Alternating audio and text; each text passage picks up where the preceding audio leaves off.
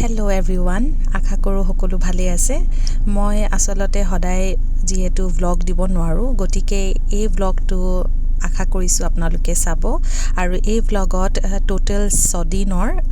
এটা collective vlog আছে আমাৰ ষ্টুডেণ্টছৰ আৰু আমাৰ মাজত বিভিন্ন ধৰণৰ ইণ্টাৰেকশ্যন হৈ থাকে তাৰে এটা পাৰ্ট দেখুৱাইছোঁ এয়া হৈছে ষ্টুডেণ্টছৰ ছেমিনাৰ প্ৰেজেণ্টেশ্যন তেওঁলোকে আচলতে মই ভিডিঅ'টো কৰি আছোঁ বুলি তেওঁলোকে গম পোৱা নাই আৰু এই ষ্টুডেণ্টজনে খুব ধুনীয়াকৈ ব্লেকবৰ্ডত ডায়েগ্ৰাম প্ৰেজেণ্ট কৰি পেলাই তেওঁ এক্সপ্লেইন কৰি আছে আৰু এইটো হৈছে ছিনিয়ৰ ষ্টুডেণ্টছৰ ছেমিনাৰ প্ৰেজেণ্টেশ্যন এয়া হৈছে Day 2 আৰু ইয়াতো এইটো এটা মেণ্ডেটৰী এটা পাৰ্ট হয় ইণ্টাৰ্ণ এছেছমেণ্টৰ গতিকে এয়া 6 ছেমিষ্টাৰ ষ্টুডেণ্টছে এনেকৈ প্ৰেজেণ্টেশ্যন কৰি আছিলে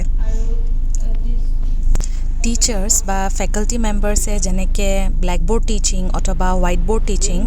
অৰ পাৱাৰ পইণ্ট প্ৰেজেণ্টেশ্যনৰ সহায়ত যেনেকৈ ষ্টুডেণ্টছক টিচিং কৰোৱাই ঠিক তেনেদৰে আচলতে ষ্টুডেণ্টছসকলকো এনেকুৱা এটা সুবিধা দিব লাগে যাৰ সহায়ত তাহাঁতৰ যদি কিবা ইণ্টাৰনেল এনেকুৱা কিছুমান টেলেণ্ট আছে সেই টেলেণ্টে এক্সপ্ৰেছ কৰিবলৈ এটা সুবিধা পায়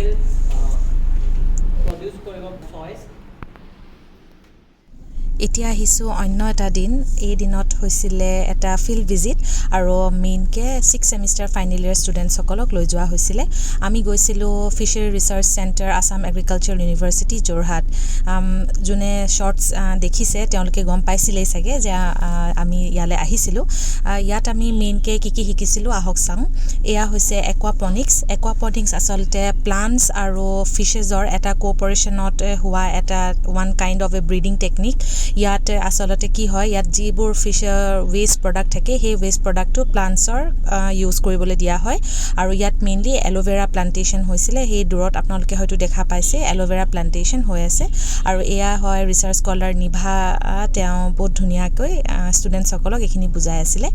আপোনালোকে ভিডিঅ'বিলাকত মোক চাগে কমকেই দেখা পাব কিয়নো ভিডিঅ'খিনি ময়ে কৰি আছিলোঁ আৰু মই ভিডিঅ'খিনি এনেকুৱা ধৰণকৈ কৰিছোঁ যত্ন কৰিছোঁ যাতে সকলোৱে অলপ ভালকৈ দেখা পায় ভিউটো যাতে অলপ ভাল হয় কমফৰ্টেবল হয় চাবলৈ আৰু অলপমান ইণ্টাৰেষ্টিঙো হয় গতিকে এয়া আছিলে একুৱাপনিক্স ইয়াত বহুতখিনি মাছ অলৰেডি আছিলেই মানে এইটো মানে ইন প্ৰচেছত থকা এটা টেকনিক হয় আৰু এইটো খুব ফ্ৰুটফুল হৈছে বুলি কৈছে তাৰমানে এইটো বহুত কামত আহিছে আৰু ইয়াৰ ৰিজাল্টছ ভাল বুলি কৈছে এতিয়া দেখুৱাব লৈছোঁ আন এক মডেল এইটো হৈছে হেচাৰী আৰু এইটো আছাম এগ্ৰিকালচাৰ ইউনিভাৰ্চিটিৰ ফিছাৰী ডিপাৰ্টমেণ্টে নিজে তৈয়াৰ কৰা এক মডেল হয় এইটো মডেল বৰ্তমান মানে ইউজত নাই নিভাই তাকে আচলতে বুজাই আছিলে যেতিয়া ছিজন হ'ব পিক ছিজন তেতিয়া ইয়াত ইনডিউচ ব্ৰিডিং টেকনিক এপ্লাই কৰা হয় আৰু এই হেচাৰীটোত একচুৱেলি একদম ওপৰ লেভেললৈকে সেই নীলা যিটো চিন সেই লেভেললৈকে পানী দি পেলাই ব্ৰিডিং টেকনিক ইনডিউচ ব্ৰিডিংটো কৰোৱা হয় এতিয়া আহিছোঁ এইটো হৈছে ইণ্টিগ্ৰেটেড ফিছ ফাৰ্মিং টেকনিক্সৰ বিষয়ে মই ভাবোঁ সকলোৱে জানেই তথাপিতো যিহেতু ব্লগটো চাই আছে আৰু তাৰ পৰা অলপমান ইনফৰমেশ্যন ল'লে ভাল হয় সেইবাবে কৈ দিছোঁ ইণ্টিগ্ৰেটেড ফিছিং টেকনিক্সত বিভিন্ন ধৰণৰ এনিমেলছৰো ইউজ কৰা হয় ফিছৰ লগত আৰু তাত মেইনকৈ পিগছ মানে গাহৰি তাৰপিছতে গৰু কাউজ আৰু কুকুৰাৰ ব্যৱহাৰ কৰা হয় লগতে দেখুৱাইছোঁ এই ফুল গছজোপা এৰিয়াটো বহুত ধুনীয়া সুন্দৰ এক পৰিৱেশ আৰু এইবিলাক বিভিন্ন ধৰণৰ ফুল ফুলি আছিলে সেয়াকে অলপমান আপোনালোকৰ দেখুৱালোঁ এতিয়া আহিছোঁ উভতি ইণ্টিগ্ৰেটেড ফিছ ফাৰ্মিঙৰ বিষয়ে ইয়াত বিভিন্ন ধৰণৰ চাৰ্টছ লগোৱা আছে মানে কিমানটো কম্পজিশ্যনত কেনেকৈ আচলতে ব্ৰিডিং কৰাব লাগে মানে মাছ এইটো হয় হাঁহ পালনৰ মানে লগত ডাকছো আছে আৰু এনেদৰে এইবিলাক হৈছে পণ্ডছ আৰু তাৰ কিনাৰে এনেকুৱা বানানা প্লেণ্টেশ্যনো হৈ আছে লগতে খালোঁ মালবেৰিজ মানে নুনি ইয়াত বিভিন্ন ধৰণৰ মানে জেগাত নুনি গছ দেখা পোৱা গ'ল আৰু নুনি লাগিও আছিলে গতিকে আমি চবেই অলপমান নুনি টেষ্ট কৰিলোঁ অৱশ্যে এতিয়া বতৰ হোৱা নাই এয়া চাওক এইটো হৈছে ইনডিউচ ব্ৰিডিং অফ এনাবাছ মানে কাৱৈ মাছ আৰু এই টেকনিকৰ সহায়ত বহুত বেছি এনাবাছ জেনেৰেট কৰিব পাৰি ফৰ কমাৰ্চিয়েল ইউজ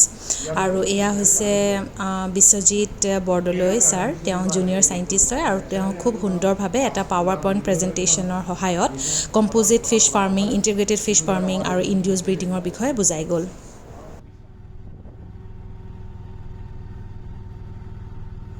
এতিয়া আহিছোঁ আনাডাৰ ডেট এটা ভিডিঅ' এইটো হৈছিলে এটা এক্সটেনশ্যন এক্টিভিটি যিটো আমাৰ ফাইনেল ছেমিষ্টাৰ ষ্টুডেণ্টছে কৰে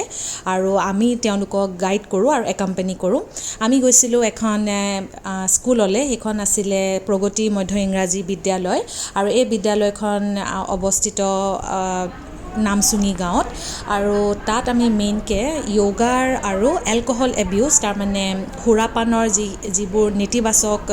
দিশ সেইবিলাক আমি এই ল'ৰা ছোৱালী সৰু সৰু কণমানি ল'ৰা ছোৱালীক আমি বুজাইছিলোঁ।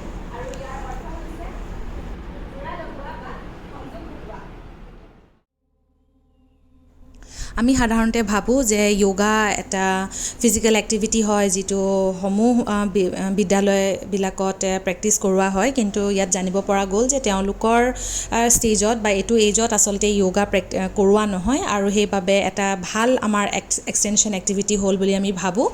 ইয়াত অলম'ষ্ট ইমানখিনি ল'ৰা ছোৱালী মানে হয়তো 65 to 70 ষ্টুডেণ্টছে পাৰ্টিচিপেট কৰিছিলে।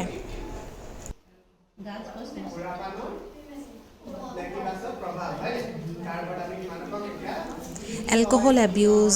এটা এলাৰ্মিং ছিটুৱেশ্যন হয় বৰ্তমান সমাজত আৰু সেই সমাজৰ যিসমূহ শিশুসকল তেওঁলোকক আচলতে এলকহল এবিউজ বা এলকহল বা সুৰাপানৰ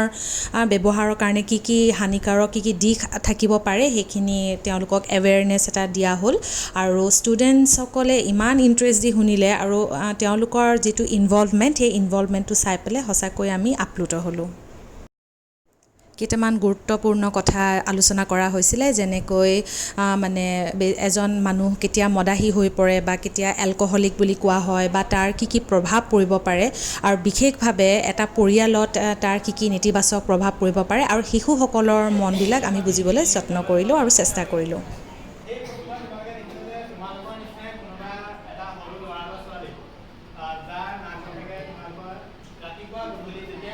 আমাৰ যিকেইজন ষ্টুডেণ্টছে এই গোটেই এণ্টায়াৰ প্ৰগ্ৰামটো কেৰি আউট কৰিছিলে মানে য়োগা আৰু এলকহল এবিউজৰ বিষয়ে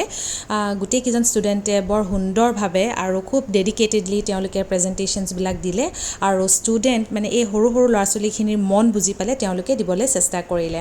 আৰু শেষৰ ফালে ময়ো অকণমান ষ্টুডেণ্টছৰ লগত ইণ্টাৰেক্ট কৰিলোঁ, তাৰমানে মই শলাগৰ শৰাই যিহেতু দিছিলোঁ আগবঢ়াইছিলোঁ, গতিকে ষ্টুডেণ্টছৰ লগত ময়ো অলপমান কমিউনিকেট কৰিলোঁ, তাকো আপোনালোকৰ লগত শ্বেয়াৰ কৰিছোঁ।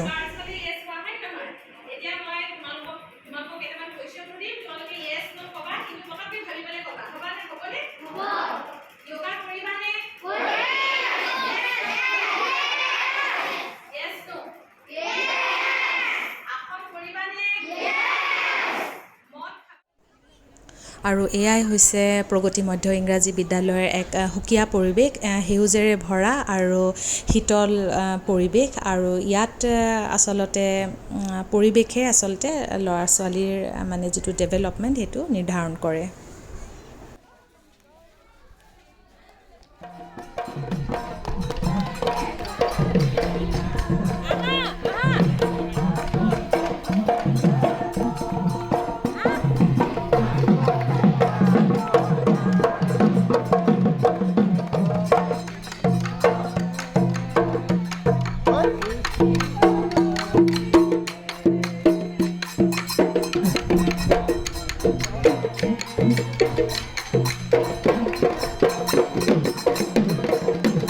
আৰু এয়াই হৈছে এই ভ্লগটোৰ শেষৰ পাৰ্টটো আৰু এয়া হৈছে আটাইতকৈ ভাল লগা পাৰ্টটো, য'ত আমাৰ কলেজতে সকলো ফেকাল্টি মেম্বাৰ্ছ আৰু ষ্টুডেণ্টছে একদম বিহুৰ সাজপাৰত ধুনীয়াকৈ বিহু এফাকি নাচিলে, চবে বিহু গালেও আৰু এইটো এটা ভাল লগা পৰিৱেশ, কিয়নো